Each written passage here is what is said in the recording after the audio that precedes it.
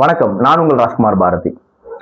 எத்தனை ஆட்சிகள் மாறினாலும், காலங்கள் எவ்வளவு கடந்தாலும், காவல்துறையோட ஒரு வரம்பு மீறிய ஒரு சர்வாதிகாரமான நடவடிக்கைகள் மக்கள்கிட்ட இருந்து மாறுறதில்லை. மக்களை அவங்க நடத்துற விதம், அவங்க எளிய மக்கள் மீது அதிகாரத்தை திணிக்கிறது, அவங்களுக்கு காவல்துறை சித்திரவதைகள் இதெல்லாம் தொடர்ந்துகிட்டே தான் இருக்கு.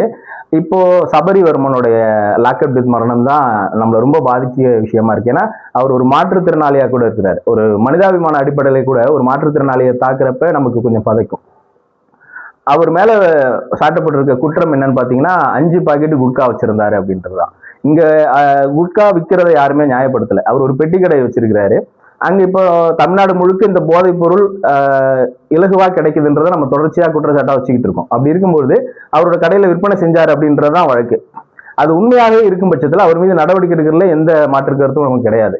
ஆனா அதுக்காக அவரை அடிச்சு கொள்ற அளவுக்கு இது நிறைய பேர் சேர்ந்து தாக்கியிருக்கிறாங்க. இந்த விசாரணையில உள்ள போறப்ப நிறைய பேர் சேர்ந்து அவரை தாக்கியிருக்கிறாங்க. ஒரு மனிதரை இத்தனை பேர் இந்த ஒரு குற்றத்திற்காக இத்தனை பேர் தாக்குனாங்க அப்படின்றத நம்ம எப்படி எடுத்துக்கிறது? 10 கணக்குல அதானி துறைமுகத்திலிருந்து கஞ்சா கைப்பற்றப்பட்டது. இப்ப அதானி எல்லாம் பிடிச்சி கொண்டுட்டாங்களா? ஜெயில வச்சுட்டாங்களா?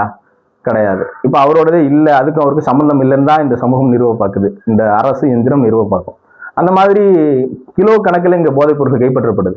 அவங்களெல்லாம் நாளைக்கு ஜெயிலில் பிடிச்சி போட்டு தண்டனை வாங்கி கொடுத்துட்டாங்களான்னா வாங்கி கொடுக்கணும்ன்றதான் நம்மளோட வாதம். ஆனா இந்த மாதிரியான ஒரு கொடூரமான சித்திரவதைக்கு உள்ளாக்குறாங்கன்னா யார?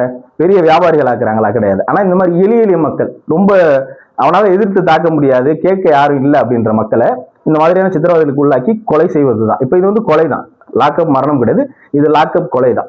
இப்போ அந்த மாதிரி ஒரு கொலையை தான் இங்க நிகழ்த்திருக்கிறாங்க.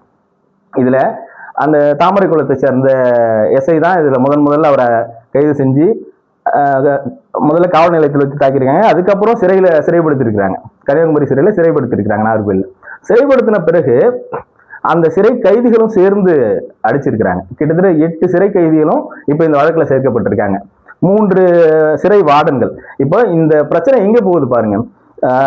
ஸ்டேஷன்ல எஸ்ஐக்கும் இவருக்கும் பிரச்சனை அப்படின்னா அதை தாண்டி சிறையில் இருக்க சிறை வார்டன்களையும் சம்மந்தப்படுத்திருக்காங்க. அப்ப இந்த அதிகாரம் இருக்கு இல்லைங்களா, இந்த அதிகார வலை ஸ்டேஷன்ல இருந்து சிறை வரைக்கும் போகுது. எங்களை நீ பகச்சிக்க முடியாது, இந்த துறையை நீ பகச்சிக்க முடியாது அப்படின்றத எளிய மக்களுக்கும் இந்த பொதுமக்களுக்கும் அவங்க சொல்ல வராங்க. இது மூலமா ஒரு மெசேஜ் சொல்றாங்க. அப்போ அவரை தாக்குறப்ப கிட்டத்தட்ட 19 இடத்துல காயம் ஏற்பட்டிருக்கு அப்படின்றாங்க. அதோடு இல்லாம அவரோட கால்கள் ஏற்கனவே நடக்க முடியாதவர், மாற்றுத்திறனாளியா இருக்காரு, அவர் முழுக்க எலும்பு முறிவு ஏற்பட்டிருக்குன்றாங்க. அந்த அளவுக்கு அடிச்சிருக்கிறாங்க. இதுல அடிச்சதுல இப்ப 8 கைதிகளை இந்த வழக்குல சேர்த்தது என்னன்னா கைதிகளை விட்டு அடிக்க சொல்லியிருக்கிறாங்க. அப்ப இவங்க எல்லாரையும் இன்னைக்கு இந்த கொலை வழக்குல சேர்த்திருக்கிறாங்க. அப்படி சேர்த்தாலுமே இதுல இன்னொரு விஷயம் என்ன, கைது பண்ணியிருக்கிறது ஒரு பாராட்டக்கூடிய விஷயம் தான். ஏன்னா நிறைய லாக்அப் டெத் மரணங்கள்ல மக்கள் கத்தணும், போராடணும், கோர்ட்டுக்கு போயிட்டு தான் நம்ம அவங்களை கைது செய்யற அளவுக்கு ஆர்டர் வாங்க முடியும். இந்த அரசு எந்திரம் இருக்கு இல்லைங்களா, அந்த காவல்துறையை பகிச்சிக்காது. ஏன்னா அவங்களுக்கான பிரச்சனைகள் அரசுக்கு வரும்போது இந்த காவல்துறையை வச்சுதான் மக்களை ஒடுக்குவாங்க. அதனால காவல்துறையை இந்த அரசும் எப்பயுமே பகிச்சிக்காம தான் இருக்கும். ஸோ உடனடியான கைது நடவடிக்கைலாம் இதுக்கு முன்னாடி நடந்தது இல்லை. அப்படி இருக்கப்ப இன்றைக்கே கைது செஞ்சிருக்காங்க அப்படின்றது ஒரு வரவேற்கத்தக்க விஷயம். ஆனா இந்த மாதிரி விஷயங்களே நடக்கக்கூடாது, இந்த மாதிரி சம்பவங்களே இனி வருங்காலத்துல நடக்கக்கூடாதுன்றதான் நம்ம பேசணும். பரவாயில்ல இன்னைக்கு அரெஸ்ட் பண்ணிட்டாங்க அப்படின்றதால நம்ம கைத்தட்டி வரவேற்க கொண்டாட முடியாது. இது நல்ல விஷயம் சொல்லாம கொண்டாட முடியாது. ஏன்னா ஒரு உயிர் போயிருக்குல்ல.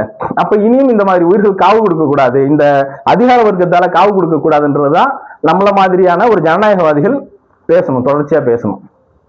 இதுக்கு முன்னாடி ஆட்சியில லாக்அப் டெத் மரணங்கள் நடக்கலையா, இப்ப இங்க மட்டும் தான் நடக்குதா அப்படிலாம் நம்ம கேட்க கூடாது. இதுக்கு முன்னாடி இருக்க ஆட்சியிலையும் நடந்திருக்கு, அவங்களையும் கேள்வி கேட்டிருக்கோம். இந்த ஆட்சியிலையும் நடக்குதுன்னா உங்களையும் கேள்வி கேட்போம். ஏன்னா காவல்துறை எப்பொழுதுமே முதல்வர் அவர்களை கண்ட்ரோல்ல தான் இருக்கும். எந்த முதல் மந்திரியும் இன்னொரு அமைச்சர்கிட்ட காவல்துறையை கொடுக்க மாட்டாங்க, அது அவங்க கையில தான் வச்சிருப்பாங்க. அப்படி இருக்கும் பொழுது காவல்துறையால் ஏற்படும் அத்தனை அசம்பாவிதங்களுக்கும், அது நல்லதா இருந்தாலும் சரி, நல்லதுக்கும் முதல்வர் தான் பொறுப்பேற்கணும், அது கெடுதலா இருந்தாலும் முதல்வர் தான் பொறுப்பேற்கணும். அப்படி இருக்கும்பொழுது இன்றைய முதல்வர் தான் இதற்கு பதில் சொல்லணும்.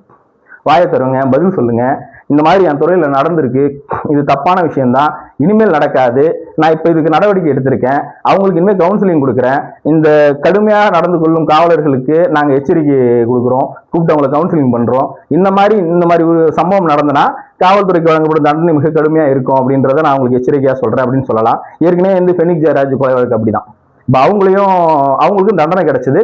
அதே மாதிரி ஆரம்பத்திலிருந்து நம்ம நிறைய வழக்குகளை இதுல மேற்கோள் காட்டலாம். சிதம்பரத்துல பத்மினி கொலை வழக்கு அப்படிதான். இந்த லாக்அப் டெத் மரணங்கள்ல நமக்கு பதைக்கிற ஒரு விஷயம் என்னன்னா, ஒரு ரவுடி கொலை செய்யப்படுவான் இன்னொரு ரவுடியால, இல்ல காவல்துறையால என்கவுண்டர் செய்யப்படுவான். இது என்னன்னா அவங்களுக்கு ஏற்கனவே தெரியும் ஒரு பெரிய குற்ற சம்பவத்தில் ஈடுபட்டு இருப்பாங்க, நம்ம என்னைக்கா இருந்தாலும் கொல்லப்படுவோம் அப்படின்றது அவங்களுக்கு தெரியும். இப்ப அவர்களுக்கு ஏற்படுற கதின்றது அவங்களே தேடிக்கிறது. அதுல நம்ம ஒண்ணு பெருசா ரியாக்ட் பண்றதுக்கு ஒண்ணும் கிடையாது. ஆனா இந்த மாதிரி லாக்அப் டெத் எப்படி வருது அப்படின்னா, சாமானியர்களும் எதிர்பாராதவர்களும் ஒரு நாள்ல கொலை செய்யப்பட்டுருவாங்க. ஏன்னா பெனிக்ஸ் ஜெயராஜா இருக்கட்டும், நான் முதல்ல சொன்ன சிதம்பரம் பத்மினி கொலை வழக்கா இருக்கட்டும், இப்ப இன்னைக்கு போன இந்த சபரிவர்மனோட வழக்கா இருக்கட்டும், இவங்க எல்லாம் நம்ம இந்த ஒரு குற்றத்திற்காக நம்ம கொலை செய்யப்படுவோம், அடிச்சு கொல்லப்படுவோம்னு யாருக்குமே தெரியாது. ஏன்னா இது ஒரு சாதாரண விஷயம், அப்படியே நம்ம மேல தப்பு இருந்தாலும் போலீஸ் விசாரிச்சு விட்டுருவாங்க அப்படின்ற மனநிலை தான் இருக்கும். அவங்களை நம்பி ஒரு குடும்பம் இருக்கும்.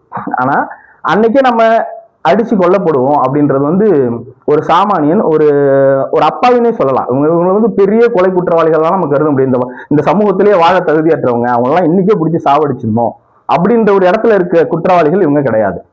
அப்போ பெரும் குற்றம் செய்யாத இவர்கள் இந்த காவல்துறையோட அராஜக மனப்போக்கால, அவங்களோட ஈகோவால அடிச்சு கொலை செய்யப்படுறது இருக்குல்ல, அது ரொம்ப கொடுமையான விஷயம். எதிர்பாராத சூழ்நிலை ஒருத்தன் இறக்கும் பொழுது அவனோட குடும்ப பின்னணியும் அவர்களை நம்பி இருக்கிறவர்களும் எந்த மாதிரியான ஒரு இழப்புகளை சந்திப்பாங்க. அப்போ இந்த மாதிரியான மரணங்கள் எப்பவுமே யாருக்குமே நிகழக்கூடாது. அதுக்கு இந்த அரசு என்ன செய்யணும் அப்படின்றத, வருங்காலங்கள்ல என்ன செய்யணும்ன்றத இப்ப இருக்க அரசு தான் முடிவு பண்ணணும். எப்பவுமே திரும்பவும் சொல்றேன், அந்த அரசு பண்ணல, இதுக்கு முன்னாடி இருந்தவங்க பண்ணல அப்படின்றது தொடர்ச்சியா இந்த வாதத்தையே வைக்காம, இனிமே நாங்க இதை நடக்காம பார்த்துப்போம் அப்படின்றது சொல்றதுதான் சரியா இருக்கும். இன்னும் ஒரு லாக்அப் டெத் நடக்காம பாத்துக்கிறது இந்த அரசோட கடமை மட்டும் கிடையாது. நம்மள மாதிரியான ஆட்கள் தொடர்ச்சியா இதை கேள்வி கேட்டுக்கிட்டே இருக்கணும். எந்த ஆட்சி நடந்தாலும் அவங்களை கேள்வி கேட்கணும். நன்றி, வணக்கம்.